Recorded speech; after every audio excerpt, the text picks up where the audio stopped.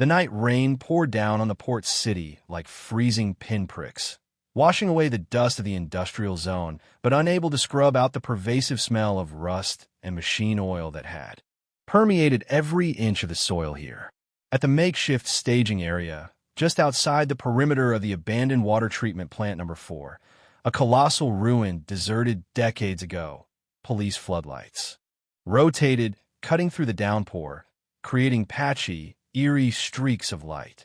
Detective Elias Thorne leaned against the patrol car door, rainwater streaming down the brim of his baseball cap and dripping onto his thick tactical jacket. He paid no mind to the cold. His full attention was fixed on the creature sitting at his feet. Titan, a Belgian Malinois with a dark gray coat streaked with deep brown, looked like a black bronze statue carved out of the night. He was not young. 7 years in the K-9 unit had left Titan with scars from battles most people never saw. A long scar ran across the bridge of his nose from a drug dealer's knife, and a patch of bare skin marked his hind leg from barbed wire. But his eyes, fiery amber orbs, remained razor-sharp. Elias slowly knelt down, one knee touching the soaking wet pavement. This was their ritual, a ritual not found in training manuals or police handbooks, but written in the silent understanding between two solitary souls. "Ready, old man?" Elias whispered, his voice thick and swallowed by the rain. Titan lifted his head. He didn't bark. Instead, the large, muscular animal gently nudged his cold, wet nose into the hollow of Elias's left arm, close to his chest, near his heart. He held the position, taking a deep inhale of his handler's scent, cheap tobacco, stale coffee, and anxiety. In response, Elias's rough hand went up, gripping the base of Titan's right ear and rubbing gently. But today, Elias noticed a subtle difference, a fractional hesitation. Normally, when Elias knelt, Titan would lunge into that nudge with powerful, eager force. Today, the nudge was softer, slightly reserved. And when Elias touched Titan's flank to check his harness, he felt the dog's body stiffen. Slightly. "It's a benign tumor, Elias." The voice of Dr. Vance, the vet, echoed clearly in his mind, as if it were only yesterday. "It's right near the pleural lining, gently pressing on his heart. We could operate, but, for a working dog his age, surgery means retirement. Or worse, he might not wake up from the anesthesia." Elias tightened his grip gently. He felt the tiny, pea-sized lump hidden deep beneath Titan's powerful muscles on his right flank. It felt like a biological time bomb ticking down, running parallel to the real bomb they were about to face. "One last job," Elias murmured, as if convincing himself. "Then I'll take you home. I promise." Titan let out a low, soft whine in his throat, his stubby tail wagging twice. "I trust you. K-9 team, move into position." The command crackled over the radio, tearing through the private moment. Elias stood up, giving the leather leash a slight tug. "Let's go, Titan. Search such." Inside the plant was another world. The rain couldn't penetrate, but the dampness and cold were infinitely more terrifying. Long concrete corridors stretched into darkness, with high ceilings, crisscrossed by metallic pipes, like the intestines of a giant, dead monster. The heavy footsteps of the SWAT team echoed loudly, but Elias and Titan moved like ghosts. The smell here was horrendous. Decomposing industrial chemicals, mold, dead rats, and decades of accumulated machine oil. For a working dog, this was a nightmare. Titan's sense of smell was 10,000 times sharper than a human's, meaning he was enduring sensory torture. "Report, the Geiger counter is unstable." The strained voice of the bomb squad leader came through the earpiece. "Too much magnetic interference and heavy metal in the structure. The needles jumping all over. We are flying blind." Elias looked down at Titan. The dog was working with intense concentration. His nose skimmed the dusty floor, taking short, sharp sniffs. The sound of Titan's breathing was the only thing Elias heard now. He knew that when human technology failed, animal instinct prevailed. The leash in Elias's hand was not taut, but held a perfect curve. He wasn't leading Titan. He was following him. They moved through the sedimentation tank area, where murky black water still pooled at the bottom. Suddenly, Titan froze. His head lifted, rotating slightly to the left, toward a steel staircase leading down to the technical basement. His ears were erect, his biological radar catching a signal. Not sound. Scent. Something's there, Elias whispered into his mic. Titan caught a scent. The entire formation stopped. Titan began to pull the leash. The pull was strong, decisive. The earlier slowness was gone. Adrenaline had blurred the pain from the tumor. Now he was a hunting machine. They descended into the basement. The air thickened. The metallic taste in Elias's mouth intensified. Titan led them through a maze of broken steam pipes, past a series of dilapidated locker rooms, and stopped before a corridor leading to the old boiler room. Bam! A gunshot echoed, deafeningly in the enclosed space, amplified 100-fold, causing Elias's ears to ring. A bullet gouged the concrete floor right in front of Titan's nose, spraying sharp fragments of rock. Sniper! Take cover!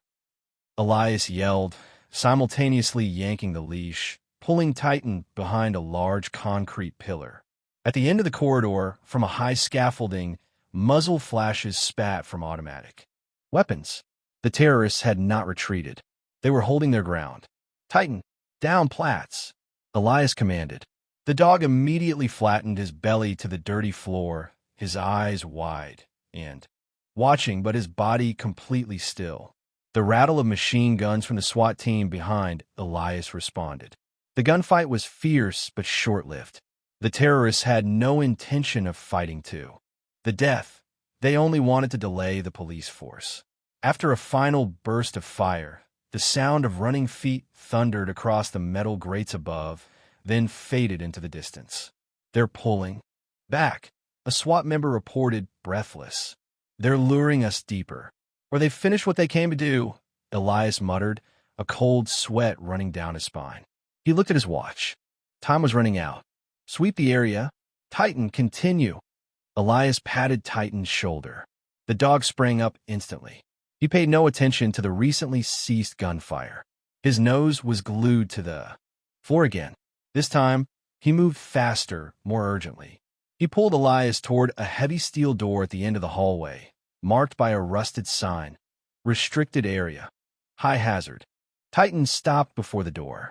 He sniffed hard at the gap beneath the door. The fur on his hackles rose. It's in there, Elias confirmed. Two SWAT officers moved forward, using a crowbar to pry. The lock opened. The door groaned and then swung open with a screeching sound. Inside was a large room filled with empty barrels and industrial waste. In the center of the room, a thick steel containment vault, the kind used for toxic waste, stood ominously like a colossal coffin. The vault had only one small vent hole, about 40 centimeters in diameter, covered by a bent metal grate. Titan lunged toward the vault, but stopped abruptly about 5 meters away. His body was rigid like a drawn bowstring. Elias observed carefully. According to bomb training protocol, upon detecting the scent of explosives, a working dog must perform a passive response, sitting or lying down silently, nose pointed toward the source, to avoid triggering vibration-sensitive booby traps. Elias waited for Titan's familicide. But Titan did not sit. Instead, he started to bark. Woof, woof, woof. The barking was loud, rapid, and frantic. It wasn't the sound of finding evidence. It was an alarm bark. The bark Titan only used when facing a dangerous enemy directly threatening Elias's life. Moreover, Titan started clawing violently at the concrete floor. His sharp claws scraped the surface, sending sparks flying. He turned his head to look at Elias, his eyes wide, pupils fully dilated, then turned back to the vault and barked harshly. "What the hell is it doing?" the SWAT commander yelled. "What is he doing? He's going to trigger the bomb. Elias, control your dog now." "Quiet," Elias yelled back, overpowering the commander's voice. He had never seen Titan like this in 7 years. Titan was an absolute machine of compliance. His breaking of the most basic procedure, sit when you find a bomb, was unthinkable. Unless Elias looked at the steel vault, then back at Titan's frantic clawing. The dog was trying to back away, while simultaneously using his body to shield Elias's path. He didn't want Elias to approach the vault. A chilling thought ran down Elias's spine. He pulled out the personal radiation detector clipped to his hip. It had been off due to the interference. He slammed it against his palm and restarted it. Whir, beep, beep. Beep, beep, beep, beep. The needle immediately shot into the red zone. The alarm wailed shrilly. Back off. Everyone fall back now. Elias screamed, his voice hoarse with horror. Radiation. Extremely high levels. That vault is leaking. The entire team scattered, retreating. Elias looked at Titan. The dog still stood there, right at the boundary of the death zone, barking into the steel vault. Elias understood everything. Titan hadn't sat down because his animal instinct had recognized the anomaly in the air. The acrid smell of burning ozone, the ionized scent of air torn apart by high-energy radiation particles. Titan knew that smell was death. If he sat down as commanded, he would have to breathe that poisonous air directly close to the ground. But more importantly, he was barking to drive Elias away. He had broken the search and alert command to fulfill the highest command of his heart. Protect Elias. Titan, come, fus. Elias ordered, his voice trembling. Titan backed up towards Elias, but his eyes remained fixed and growling at the vault. We have a dirty bomb, Elias said quickly into the radio, sweat pouring off him despite the cold air. The lead casing might be cracked, or they deliberately opened it. The blast radius, if detonated, will wipe out half the city. I see the timer. A bomb squad technician using digital binoculars looked through the vent hole of the vault. It's deep inside, about 3 meters. The clock is counting down. 18 minutes. God, Elias, we can't open this hatch. It's welded shut. And if we use explosives to breach the door, the concussion will immediately detonate the bomb. Can't it be neutralized remotely? No. It's an old-school mechanical type. We have to cut the wires or pull the pin. But the only way in is that vent hole, less than 40 centimeters in diameter. A silence heavier than reinforced concrete fell over the room. 40 centimeters. Not a single man, even the smallest, could squeeze through. Bomb disposal robot? No time to wait for one to be transported here through this ruined terrain. Elias looked at the dark hole in the side of the vault. From within, a thin, hazy plume of vapor was escaping, the sign of air ionization. Death was breathing. Then he looked down at Titan. The dog was sitting, panting heavily beside him. The tumor on his flank pulsed with every breath. Titan looked up at Elias, his ears perked up, waiting. In those fiery amber eyes, there was no fear of death, only absolute trust. You know, don't you? Elias thought, his heart aching. You know you're the only one who fits in that hole. Elias knelt down again. This time, it wasn't the greeting ritual. He removed his tactical gloves, his bare hands trembling as they touched Titan's cheek. He felt the warmth of his thick fur, the strong pulse beneath the skin of his neck. Listen to me, Titan, Elias whispered, his voice broken, tears mixing with the rain and dirt on his face. I am sorry. I am so sorry. Titan tilted his head, his tongue gently licking the tear rolling down Elias's cheek. He didn't understand radiation, cancer, or ultimate sacrifice. He only understood that Elias was sad, and his duty was to comfort him. Someone needs to go inside, Elias said, as if talking to himself, but his eyes never left. Titan, grab that bag. Only you can do it. He knew that sending Titan into that vent, into the heart of the leaking radiation source, was signing his best friend's death warrant. If the tumor didn't kill him, the radiation would, agonizingly and cruelly. But outside were millions of citizens. Children sleeping, families gathered. Elias pulled a specialized drawstring evidence bag from his jacket pocket. He tied it to Titan's collar, then unclipped the leather leash, the connection that had bound them for 7 years. Titan, Elias called, his voice sharp, forcing the tremble deep into his. Chest. He pointed towards the dark vent hole where the death vapor emanated. A port. Retrieve. The command rang out, cold and brutal in the stillness. Titan looked at Elias for a second.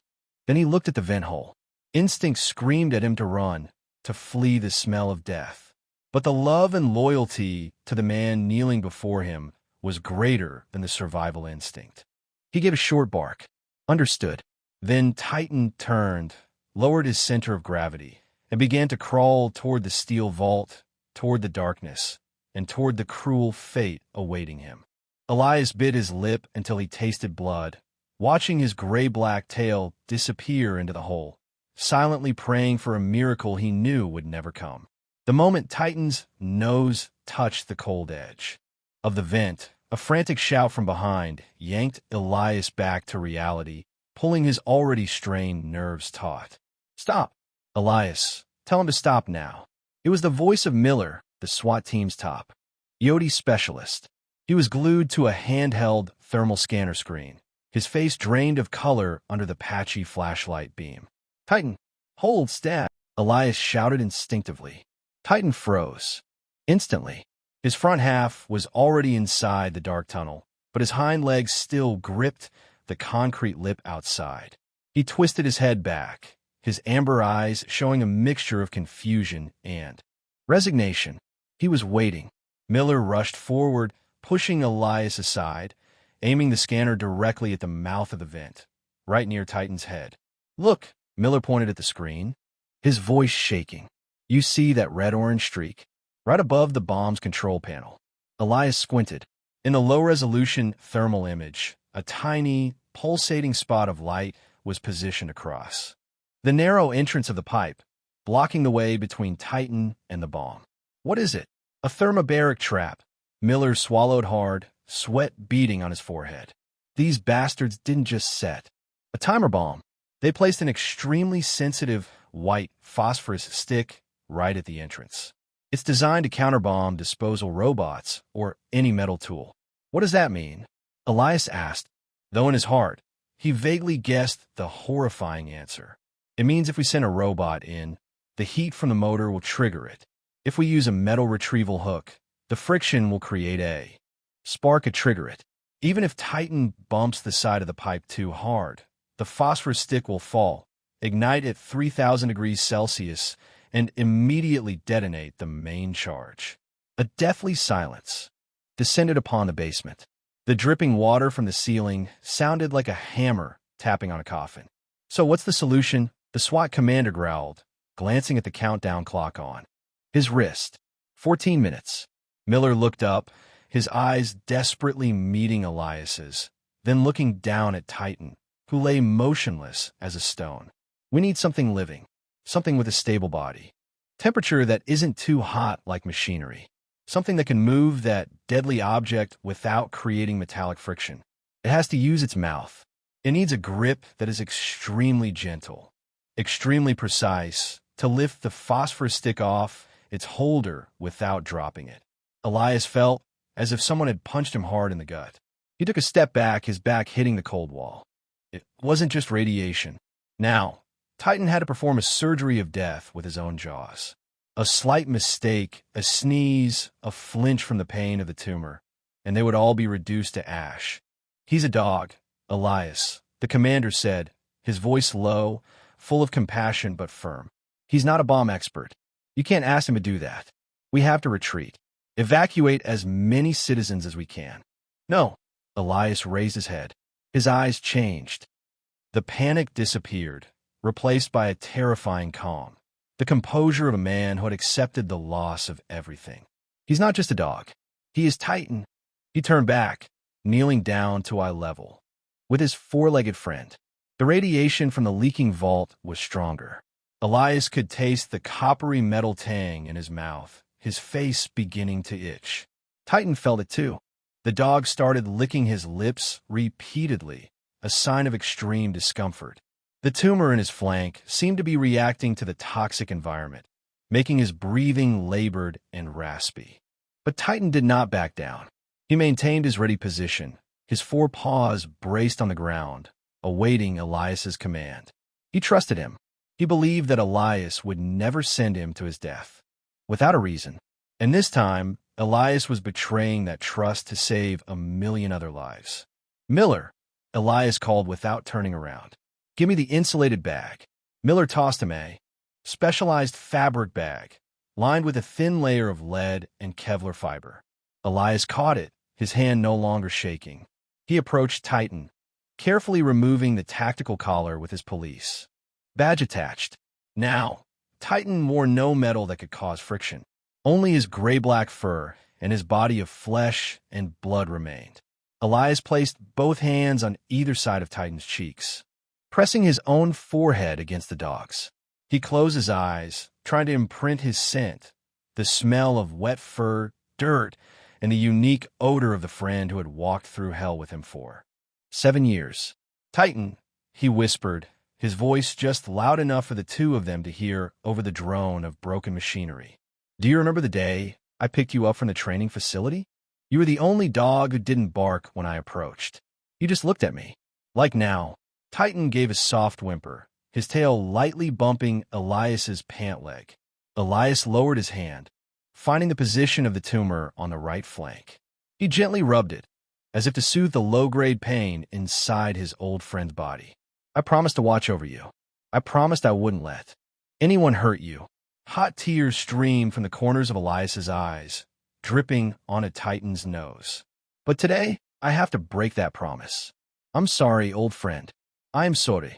Titan licked away the tear on his owner's face. In those amber eyes, there was no reproach. He seemed to understand the weight on Elias's shoulders. He understood this was the final mission. Elias took a deep breath, regaining the solemnity of a commanding officer. He opened the fabric bag, tied the drawstring to a piece of soft parachute cord, and looped it around Titan's neck like a temporary collar. "Listen carefully, Titan." Elias pointed at the dark hole where death was waiting. He used the low, firm tone that Titan was most familiar with from simulated mine disposal drills. "Careful, pass. Alf. Gently, sanft. Bring it back, bring." 3 words. 3 simple commands holding an entire life. Titan stood up straight, all his muscles tensed. He looked at Elias one last time, engraving the image of the man who had given him a home, a purpose.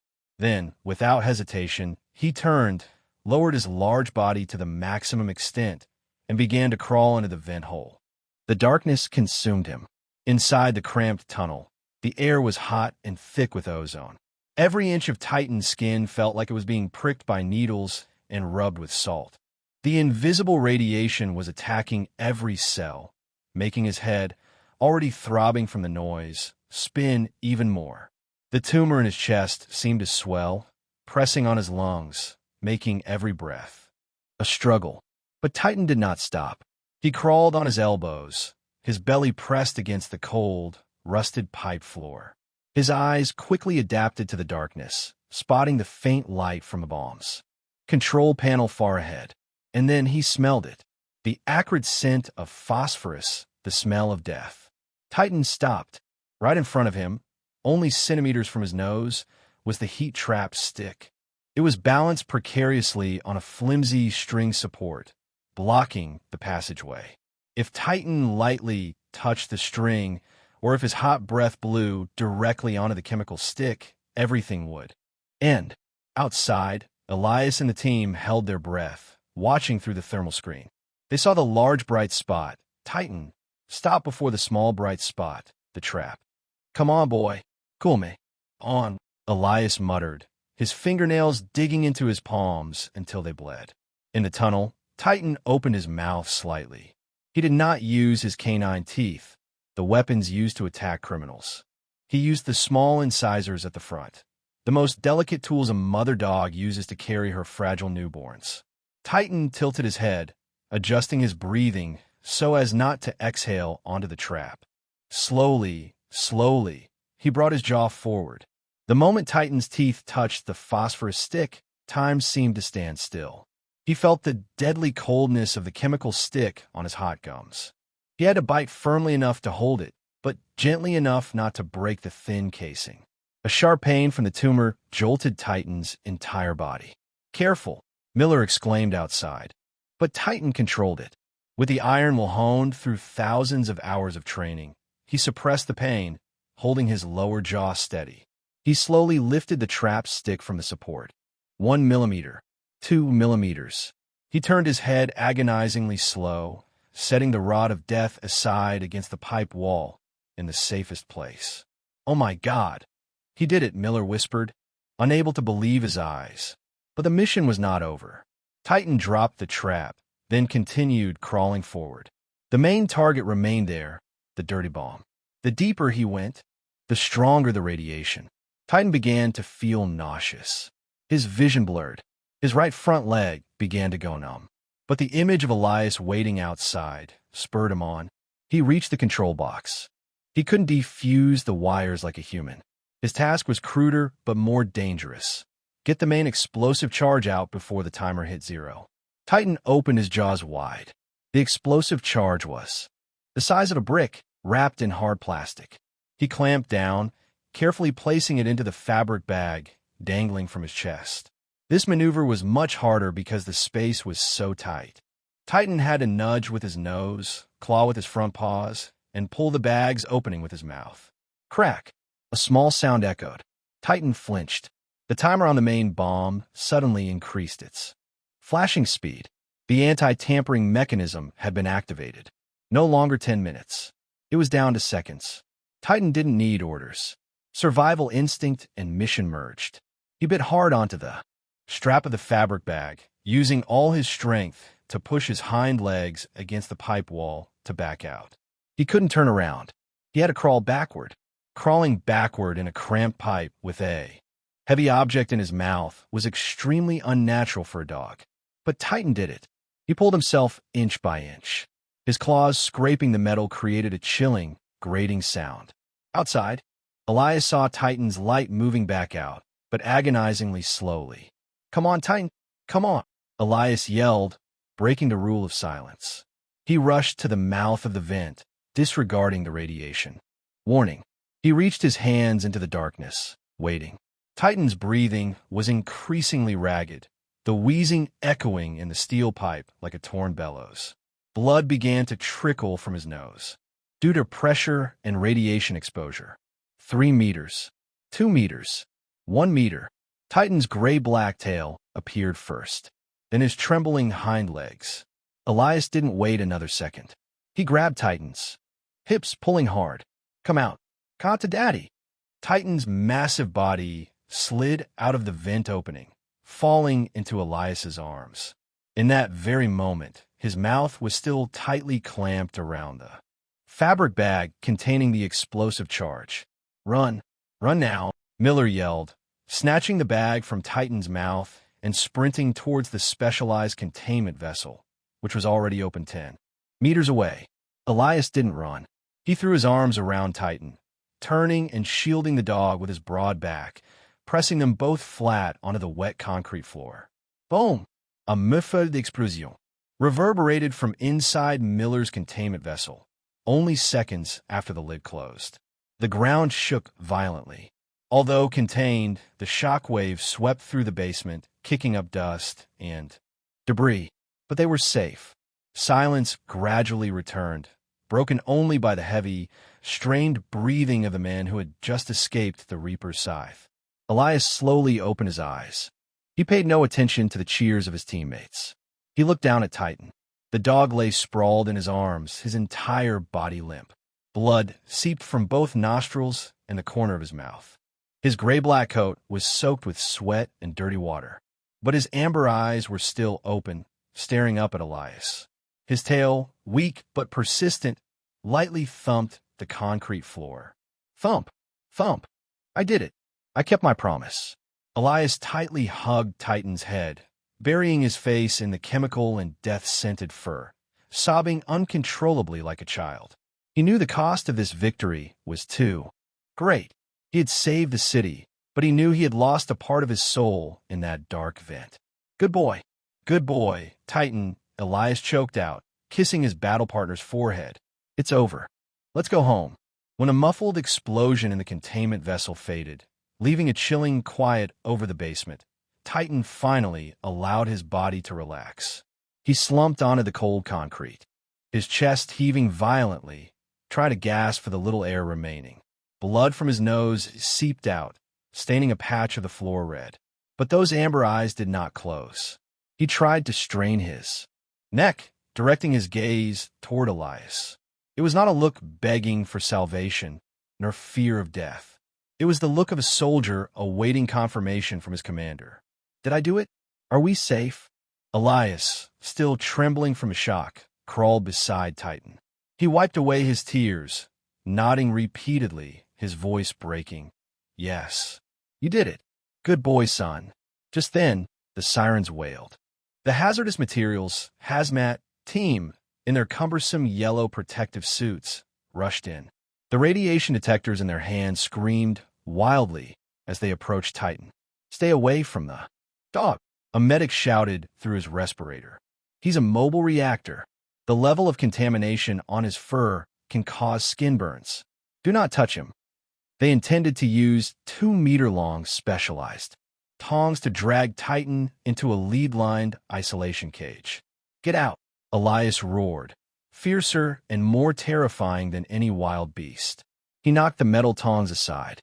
Despite the warnings, despite the risk of cancer or burns, Elias lunged forward, wrapping his arms tightly around Titan's wet and dirty body. He pressed his cheek against the dog's hot head, letting the blood from Titan's nose stain his shirt.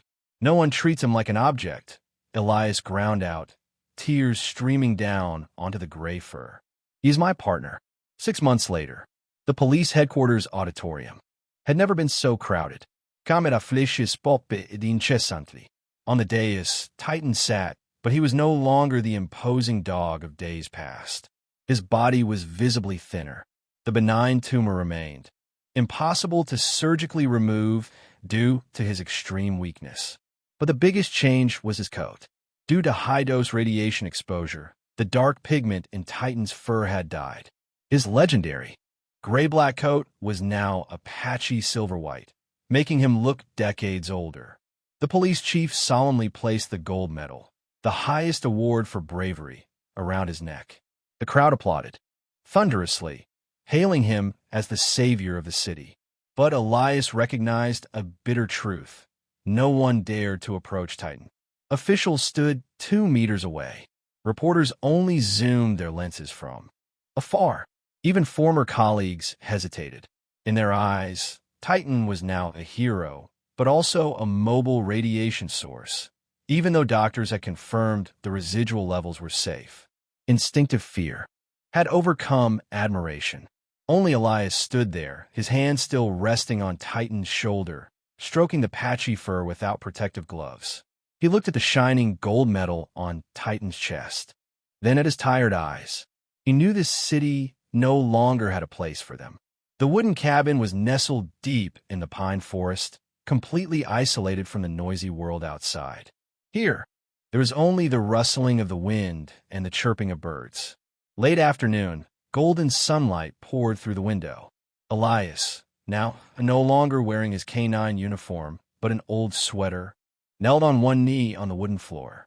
In front of him was Titan. This was not a mandatory equipment check. This was a ritual of survival, a ritual of the love that had bound them for so many years. Elias's rough hand gently lifted Titan's front paw.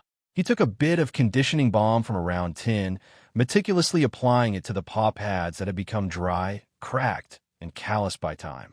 An illness. Your paws are less dry today, old friend, Elias whispered, his warm voice echoing in the quiet room. Titan did not pull his paw away. He leaned his body, shifting his weight onto Elias's shoulder, nudging his wet nose into the hollow of his neck. His coat, under the afternoon sun, shimmered with a strange silver hue. The white streaks left by the radiation did not make him look sickly. Rather, it was as if Titan were wearing a suit of pure silver armor, the armor of a warrior who had passed through the fires of hell and returned. Elias stopped his work, wrapping his arms around Titan's large neck, burying his face in the silver fur. He couldn't cure the tumor in his chest. He couldn't retrieve the years of life stolen by the radiation. But he had kept the most important vow. "You won, Titan," he whispered, his hot tears soaking into the dog's shoulder. "You won over all of them. We're home now. From now on, I'm watching over you. Forever." Titan let out a soft whine, a vibrating sound that traveled straight through Elias's chest. He strained his neck, giving a light lick to Elias's chin, a clumsy, rough lick that held an entire ocean of affection. In that small wooden cabin, time seemed to stand still. No more bombs, no more harsh commands, no more fearful eyes from the outside world. Only two old soldiers, relying on each other in the twilight of their lives, connected by an invisible yet eternal thread, a thread woven from courage and sacrifice.